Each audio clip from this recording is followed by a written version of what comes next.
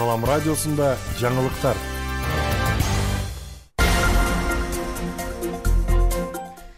Саламатсыз бардактуу угарман жана YouTube каналыбыздын көрүүчүсү. Кезекте жаңылыктардын чарылышы. Аны менен мен Сезима Жураева тааныштырам.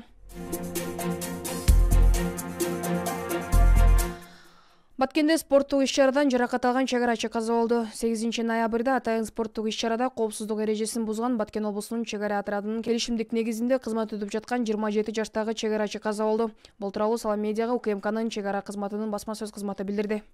Атайын спорттук иш-чарада коопсуздук эрежесин бузулгандыктан Баткен облусунун чек-ара отрядында келишимдик негизинде кызмат өтө жаткан аскердик кызматкер каза болду. 27 жаштагы прапорщик башынан оор жаракат алып, Баткен облустук ооруканасын жандандыруу бөлүмүнө жеткирилген. Дарыгерлер аскердин каза болгону билдиришкен. Аталган факт боюнча тергөө иштери жана соттук медициналык экспертиза жүргүзүлүп жатат.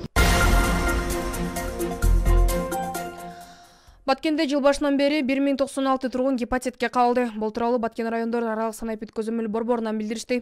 Маалыматка ылайык, үстүбүздөгү жылдын 10 айында гепатиттин 1096 учуру катталды. Анын ичинен вирустук гепатиттин А түрүнө 1070 адам чалдыкса, Б түрүнө 21 жана С түрүнө 5 адам чалдыккан. Бул көрсөткүч өткөн жылдын 10 айына салыштырмалуу 823 учурга көп.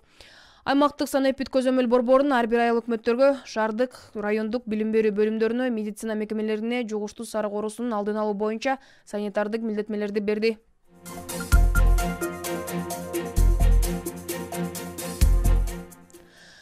Конституциялык сот мачество жөнүндө чечимин жокко чыгарды. Конституциялык сот мачество жөнүндө чечимин кайра карап чыкты. Чечимде бул ишти Конституциялык соттун төрагасы Эмир Өскөнбаевдин сунушу негиз болгону белгиленген. Конституциялык сот ушул жылдын 30 июндагы чечимине түшүндүрмө берип, мачество айрыкча мамилени жана мыйзам чараларын талап кылган өзгөчө учурларда гана берилиши болгонун эскертти. Бул учурлар социалдык нормаларга туура келбеген, бирок юридикалык жактан чечүүнү талап кылган өзгөчө кырдаалдарды камтышы мүмкүн. Турмуштук трагедияларды башынан өткөргөн жана психологиялык же физикалык травма алган же жашоосунда атасынын ролуна байланыштуу башка терс кырдаалдарга кабылган адамдардын укуктары жөнүндө сөз болгон. Эгерде ушул себептен адам атасынын атын алып жүргүсү келбесе, андан баш тартуу укугу 18 жашка толгондо гана берилиши керек болчу деп айтылат соттун чечиминде. 13 ноябрга алынган жаңылыктар мына ушулар болду. Кийинки эфир алкымындашканча саламатта туруңуз. Салам радиосунда жаңылыктар.